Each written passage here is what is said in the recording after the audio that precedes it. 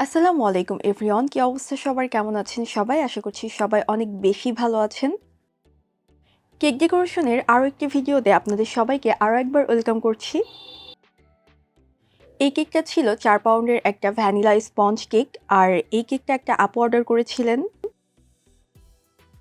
Cake order করার সময় আপু আমাকে বলে দিয়েছিলেন 4 পাউন্ডের মধ্যে একটা ভ্যানিলা ফ্লেভারের কেক করতে, আর কেকটা যাতে ডাবল টায়ারের হয়। এছাড়া আপুর ডেকোরেশনে কোনো চয়েস ছিল না।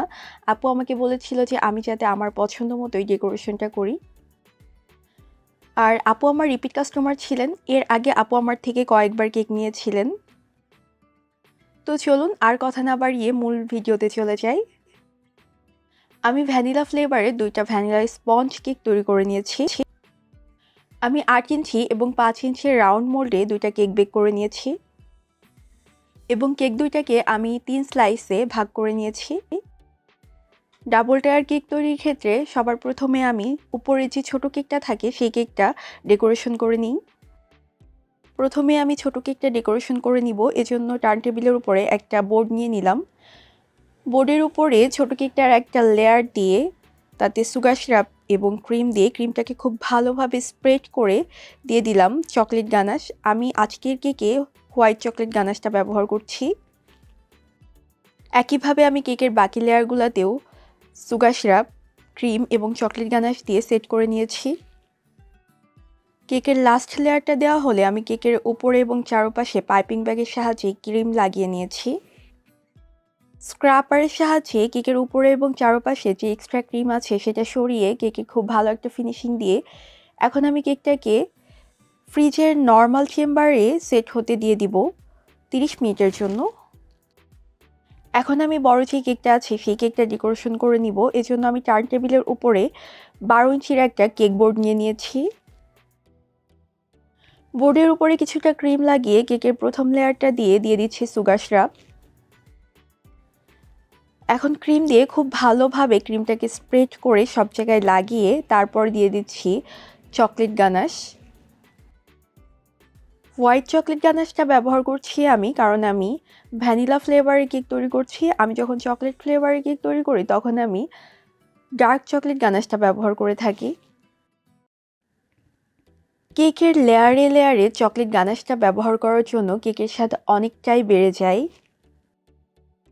আমি একইভাবে কেকের বাকি লেয়ারগুলোতেও সুগার সিরাপ, ক্রিম এবং চকলেট গানাশ দিয়ে খুব ভালোভাবে কেকটাকে সেট করে নিয়েছি।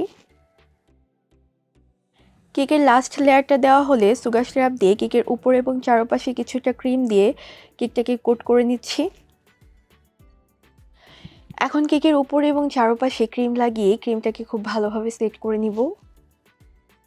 পাইপিং ব্যাগের সাহায্যে কেকের উপরে এবং চারপাশে ক্রিম লাগিয়ে নিয়েছি, এবং একটা স্ক্র্যাপারের সাহায্যে কেকের সাইডের এক্সট্রা যে ক্রিম আছে সেটা সরিয়ে কেকের উপরে খুব ভালো একটা ফিনিশিং দিয়ে নিলাম।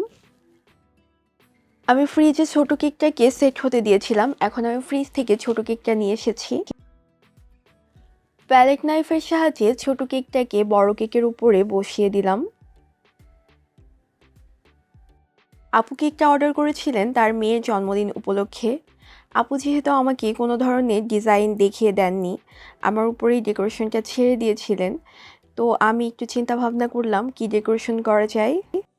যেহেতু মেয়ে বাবুর জন্য কেক, তো আমার মাথায় চলে আসলো আমি একটু প্রিন্সেস থিমের মধ্যে কেকটা করি। আমি একটা নন এডিবল ডল স্টিকার লাগিয়ে নিলাম, আর রাজকন্যাকে খুব সুন্দর একটা ড্রেস পরিয়ে দিলাম আমি। ড্রেস ডেকোরেশনের অংশটা কোনোভাবে আমার মোবাইল থেকে ডিলিট হয়ে গিয়েছে, যার জন্য আমি এই অংশটার এখানে দেখাইতে পারি নাই। আমি কিছুটা ক্রিমে পিঙ্ক কালার মিশিয়ে নিয়েছিলাম, আর এইখানে আমি ড্রেস মেকিংয়ের ক্ষেত্রে 1M নজেলটা ব্যবহার করেছি। একই নজেলের সাহায্যে আমি কেকের নিচের এবং মাঝের লেয়ারে বর্ডার দিয়ে দিয়েছি। আমি কিছু নন এডিবল বাটারফ্লাই নিয়ে কেকের উপরে দিয়ে দিয়েছি, এবং ডলের যে ড্রেসটা ছিল সেই ড্রেসের উপরেও একটা দিয়ে দিয়েছি।